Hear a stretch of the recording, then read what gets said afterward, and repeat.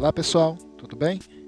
Vamos fazer então a nossa revisão do crânio, começando então pelas estruturas presentes na cavidade craniana em um crânio natural, seco, que não está colorido. Depois eu mostro em outras imagens um crânio colorido. Começando então de anterior para posterior, vamos começar aqui na parte da fossa craniana anterior, onde nós temos essa região preenchida pelo osso frontal. E medialmente nós temos o etimoide, o osso etimoide. No osso etimoide, percebam que eu tenho essa pequena elevação aqui, ó, que eu estou apontando com a pinça. Essa pequena elevação, ela é a nossa crista etimoidal, né? É um ponto de fixação para as meninges. Se nós observarmos lateralmente a essa crista etimoidal, eu vou perceber a presença de inúmeros orifícios, inúmeros canalículos, que formam para nós a lâmina cribiforme do etimoide. Nessa região, esses orifícios permitem a passagem de ramos do nervo olfatório. Então aqui, duas estruturas importantes, a crista etimoidal e lateralmente a lâmina cribiforme.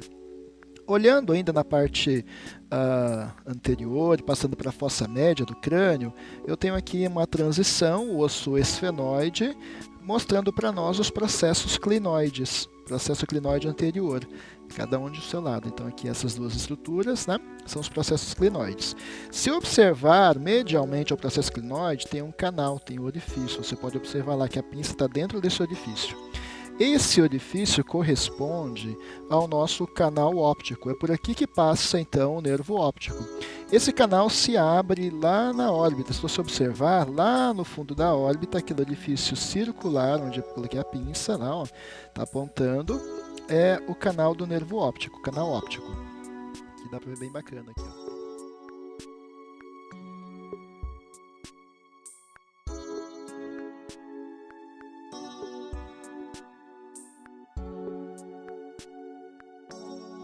Anteriormente aqui, então nós temos a parte anterior, aqui eu tenho a fossa hipofisária, então essa fossa hipofisária, ela aloja a glândula hipófise.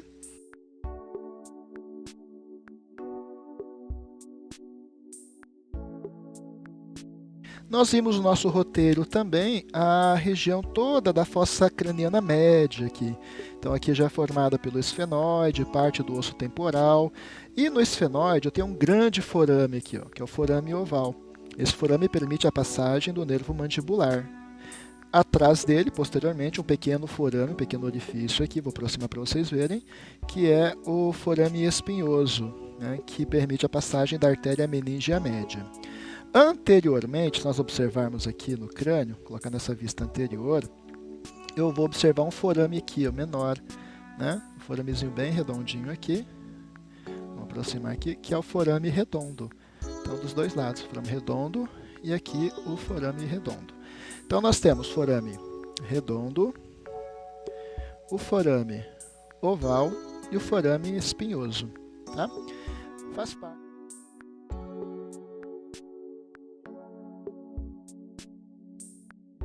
Faz parte também dessa região toda essa área aqui do osso temporal, toda essa área rugosa, chamada então de parte petrosa. E na parte petrosa, internamente, eu tenho um canal aqui, um orifício, que é chamado então de meato acústico interno. Tá? Posteriormente, na fossa craniana posterior, eu tenho a fossa cerebelar, onde fica o cerebelo.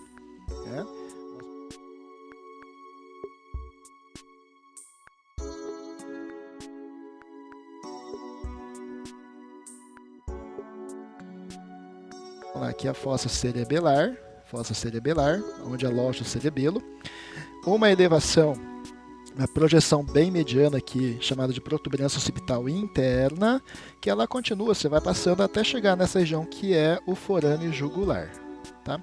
Recapitulando nessa peça, então ela tem, dá para nós observarmos a crista etimoidal, a lâmina cribiforme que está quebrada, que não tem o processos clinoides, mas tem o canal óptico. Dá bacana de verificar aqui o forame redondo, o forame oval, o forame espinhoso, dos dois lados, aqui o forame redondo, o forame oval e o forame espinhoso, além da parte petrosa com o meato acústico interno. No inferior do crânio, a base do crânio, algumas estruturas também são importantes para nós revisarmos. Vamos lá. Então aqui, vamos agora de anterior para posterior novamente. Os processos alveolares, que são as elevações, né? Processos alveolares. Os orifícios onde ficam os dentes são chamados então de alvéolos dentários. Anteriormente aqui no palato nós temos o forame incisivo. Então a sutura palatina mediana, a sutura palatina transversa. Então o forame incisivo está bem no final daqui da sutura. Então aqui é a maxila e aqui já são os ossos palatinos. No palatino nós temos a espinha nasal posterior, o forame palatino maior e o forame palatino menor. Podem ser um ou mais forames palatinos menores.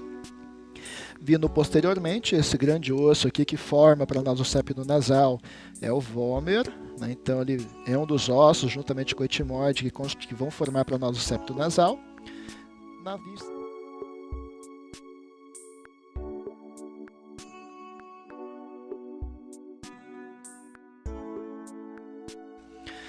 Na vista inferior, nós temos o forame oval e o forame espinhoso. Nós não conseguimos visualizar, então, o forame redondo na base do crânio, numa vista inferior.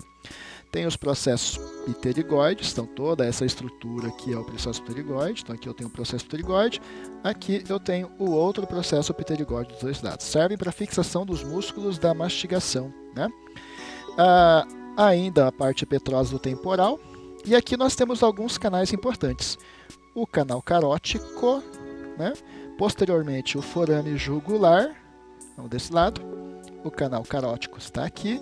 Posteriormente o forame jugular que está aqui. Os côndilos occipitais. Se nós observarmos acima dos côndilos, tem um orifício, tem um canal lá, ó, chama de canal do nervo hipoglosso, que ele vai sair aqui nessa região lá. Ó.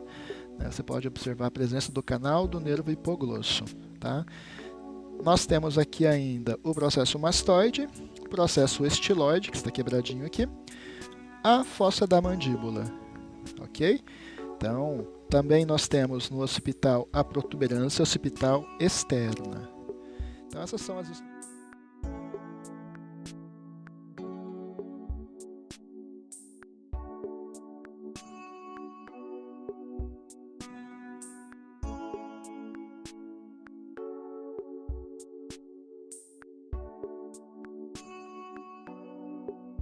Então, o processo mastoide, o processo estiloide, o meato acústico externo, a fossa da mandíbula, o arco zigomático, formado então pelo osso temporal e pelo osso zigomático. Aqui, se observar na fossa temporal, a gente observa aqui a presença da tuberosidade da maxila, né? O corpo da maxila, no corpo da maxila a gente pode observar a presença do forame infraorbital. Aqui o forame infraorbital, o septo nasal e a espinha nasal anterior. Vamos pegar um outro...